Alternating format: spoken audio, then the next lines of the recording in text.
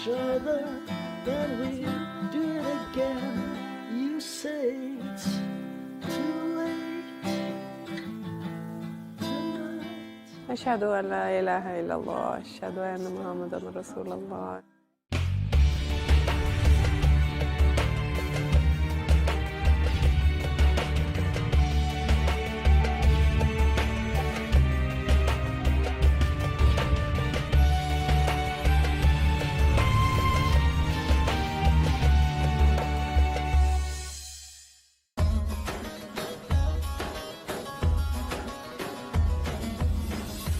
Negeri Skandinavia di utara benua Eropa ini memang memukau. Eksotisnya pegunungan dan pedesaan menjadi panorama khas dari Norwegia.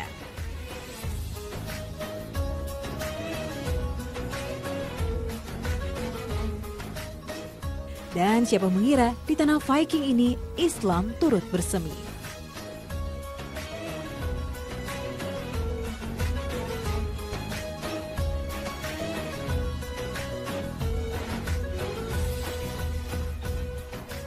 Alam indah dan masyarakat yang hidup sejahtera menjadi alasan Norwegia dinobatkan sebagai salah satu negara dengan penduduk paling bahagia di dunia. Dan kebijakan pemerintah untuk membuka pintu bagi para imigran membuat kehidupan di negeri Eropa Utara ini menjadi semakin beragam. Dari sinilah Islam bersentuhan dengan warga Norwegia dan menggeliat jumlahnya dari hari ke hari. Di tengah kehidupan multikultural, Muslim hidup dengan nyaman dan bahagia di Norwegia.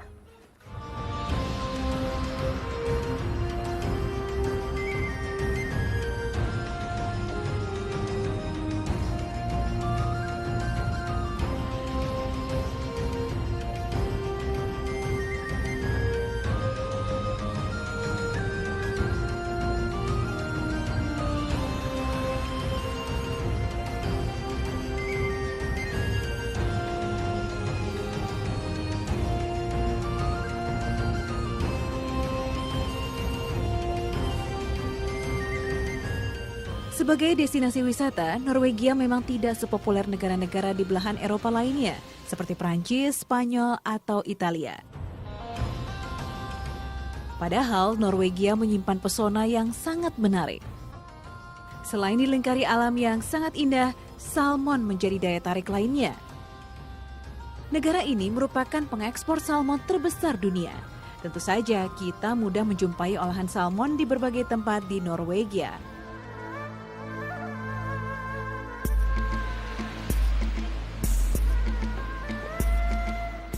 Bagi para pelancong Muslim tidak perlu khawatir, karena Oslo, ibu kota Norwegia, adalah rumah yang ramah bagi Muslim. Ada 150.000 Muslim di antara 5 juta warga kerajaan Nordik ini. Bahkan di Oslo, kita juga bisa menemukan surga bagi para Muslim yang disebut Gronland. Banyaknya pendatang Muslim yang datang dan berdiam di Norwegia berimbas pada tumbuhnya beragam fasilitas pendukung syariat Islam. Ada 4 masjid di sini. Selain itu, rumah makan dan supermarket halal banyak tersedia, sehingga Muslim mudah memenuhi kebutuhan sehari-hari.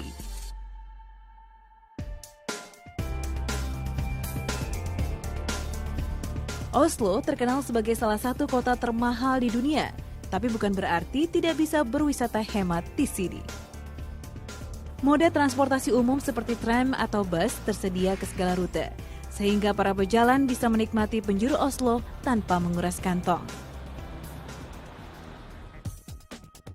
Meski Norwegia adalah salah satu negara penghasil minyak terbesar di dunia, namun harga bahan bakar minyak justru sangat tinggi. Sebagai alternatif, pemerintah Norwegia menawarkan kendaraan ramah lingkungan, yaitu mobil listrik, yang mudah diisi daya di berbagai tempat. Pemilik mobil listrik akan mendapat banyak kemudahan, seperti parkir gratis, bisa melintasi jalur bus, dan menyeberang gratis dengan kapal feri.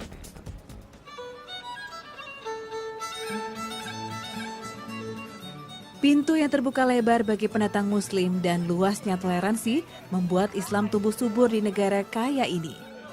Ini pula yang membuka mata warga Norwegia akan keberadaan Islam.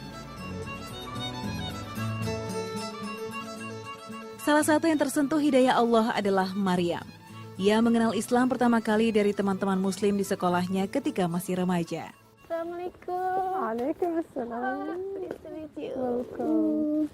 How are you? Finally meet you. Alhamdulillah. Alhamdulillah. I'm happy to meet you. Hingga ketika hidupnya tenggelam dalam keterpurukan, hatinya tersentuh Islam.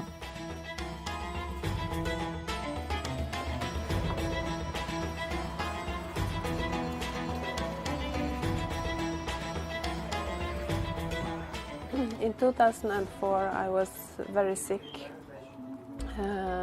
and the doctors didn't know what happened to me. And after this, I'm so weak. I can almost not walk and talk and eat. I'm just dizzy all the time. I must be in my bed.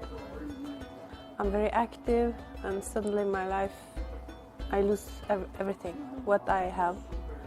I cannot work. I cannot even read the newspaper. I start to realize that my life which I have, it was not life for eternity. So after some time I was sick 1 year and 1.5, and I see my friends, they disappear. Nobody can understand this, what's happened to me. But my Muslim friends, they support me.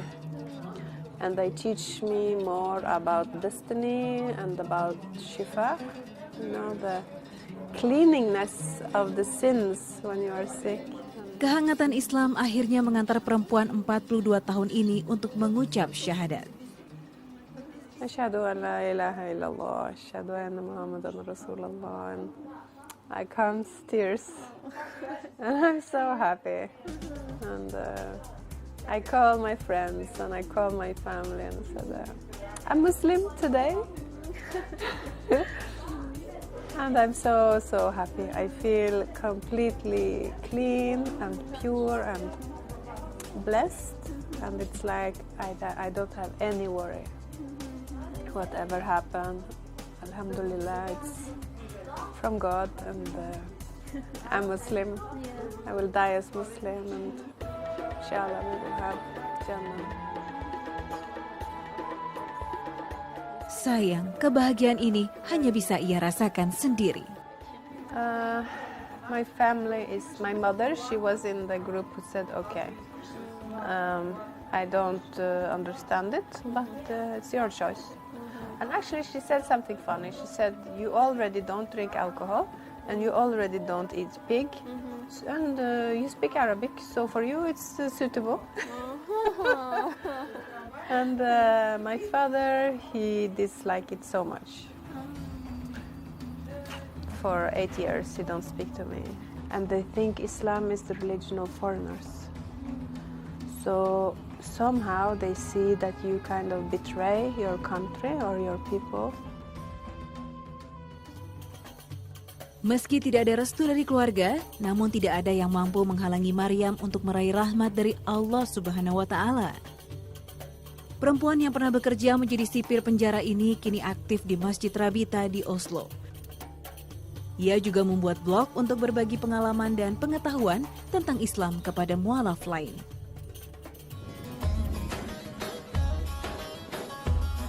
Kawasan Groenland memang menjadi oase bagi Muslim Oslo. Berbagai kebutuhan sehari-hari bagi para Muslim tersedia lengkap di sini. Dari makanan hingga hijab, semua ada.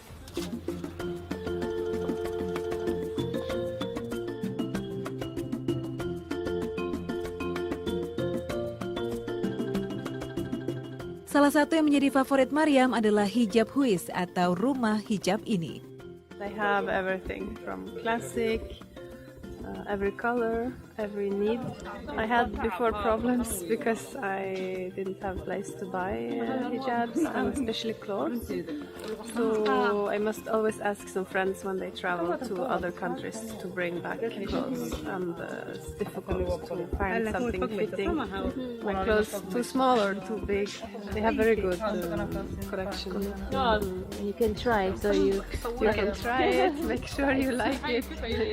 Even the colors, because if you see a nice color and you think, oh, this is nice, but when you put it on, maybe you will see it's not a good color for you.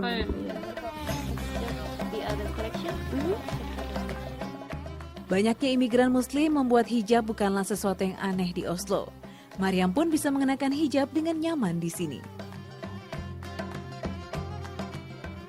Selain menjual hijab dalam ragam bentuk, toko ini juga menjual baju muslim dalam berbagai model. Jadi keberadaan hijab house ini memang sangat membantu para muslimah di kota Oslo, Norwegia. Karena di dalam satu toko mereka bisa menemukan hijab, inner, kemudian abaya juga ada, baju, celana, dan berbagai macam model. Dan harganya pun juga tidak mahal, sehingga mereka menjadikan toko ini favorit untuk memenuhi kebutuhan fashion mereka. Alhamdulillah, meski masih menjadi minoritas, Muslim bisa hidup dengan nyaman di Oslo, Norwegia.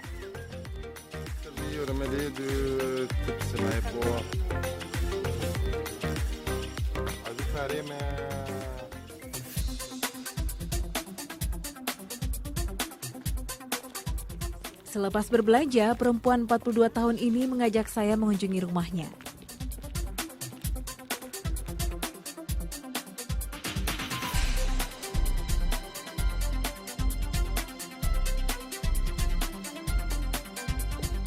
Dalam apartemen ini, ia tinggal bersama suaminya. Okay, Kiki, this is my Norwegian husband, Halvor. Nice to meet you. Nice to meet you. Kiki, my name. I'm Halvor. Is it getting better? Sudah 4 tahun Maria menikah dengan laki-laki asli Norwegia ini. You want me to go without? Well, it's too late tonight. Drag the past out into the light. Did I disappoint you? He's such a good man and he do so many good things. Take care of us and he's so kind to us and the family and animals and I think he's a better person than me. Of course, it's a bit strange when she walks outside with the hijab on, because that's not a normal Norwegian look. So then she looks a bit strange. But of course, I've got used to it. So that's her way of dressing. So that's not a big issue.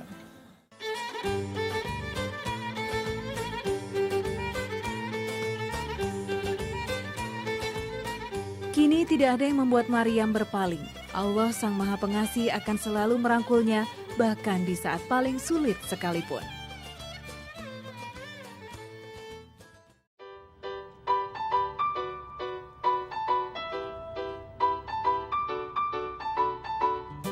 Jika di Oslo kondisi bagi muslim lebih mudah, lain cerita dengan di kota Moss yang terletak 60 km di selatan Oslo.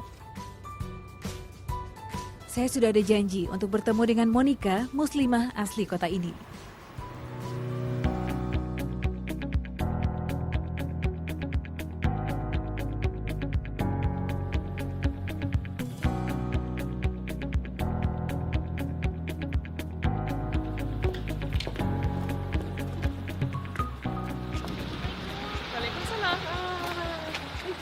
Nice to meet you too. How are you? Fine, alhamdulillah. And you? You ready to go? Sure.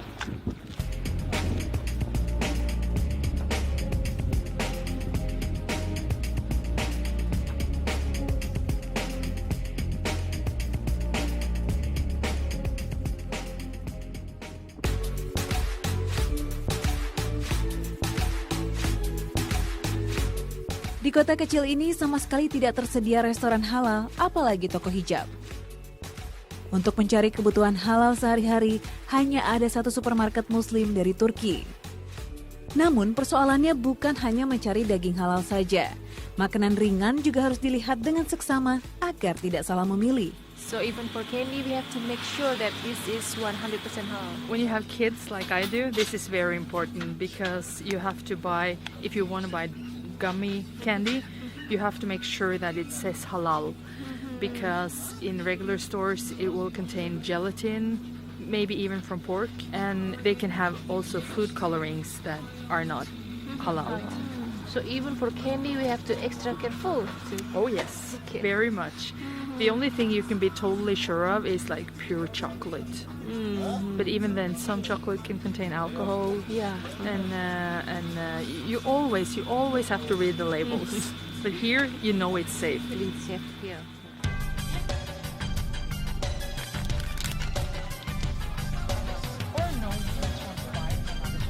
But what they put inside this little.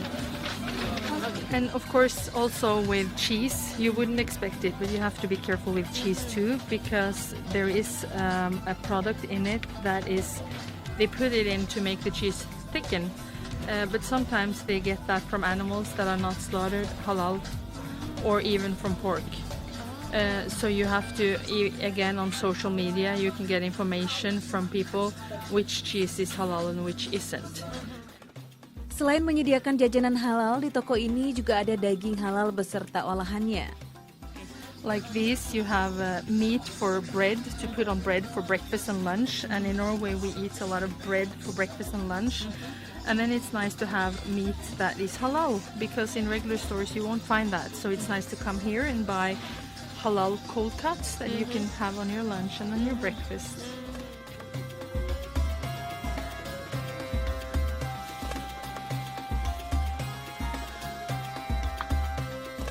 Nah, muslim di sini memang benar-benar terbantu dengan adanya toko halal ini karena mereka bisa mendapatkan daging mentah hingga olahan makanan lainnya.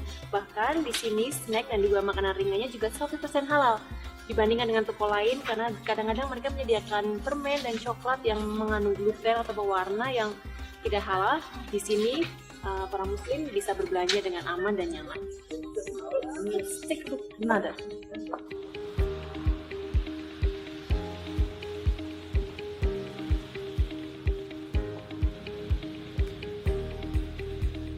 Monica, perempuan 38 tahun ini dulu hidup dalam lingkungan non-muslim yang sangat taat. Bahkan ia dulunya adalah pendakwah non-muslim. Namun ibu satu anak ini tidak pernah merasakan kebahagiaan hakiki. Hingga akhirnya menjadi muslim 2 tahun lalu.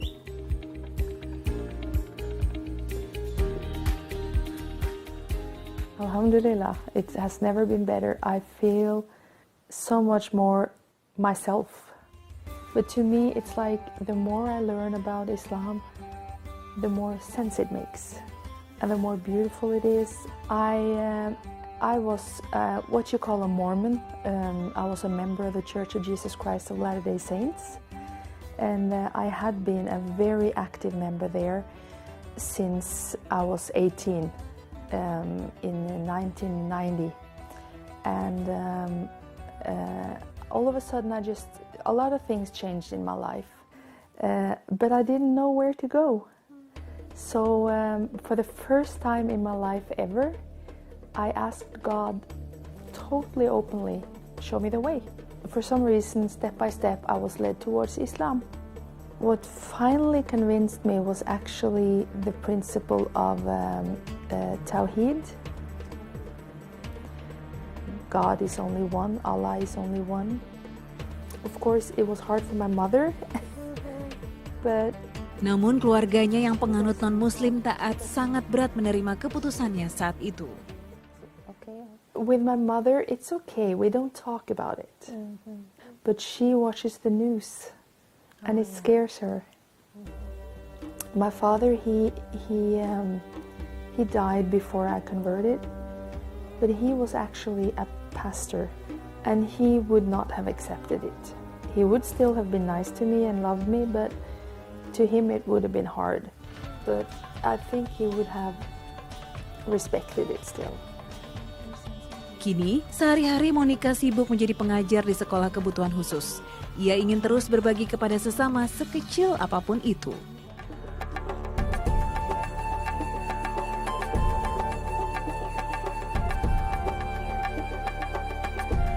Meski seringkali berliku, namun semangat Monica dan Mariam tidak pernah padam. Mereka bangga dan bahagia menjadi Muslim di Norwegia. The parts that made me convert actually. Troende overvære deres avstraffelse. En horkarl må bare gifte seg med en horkvinne eller avgudsdyrker.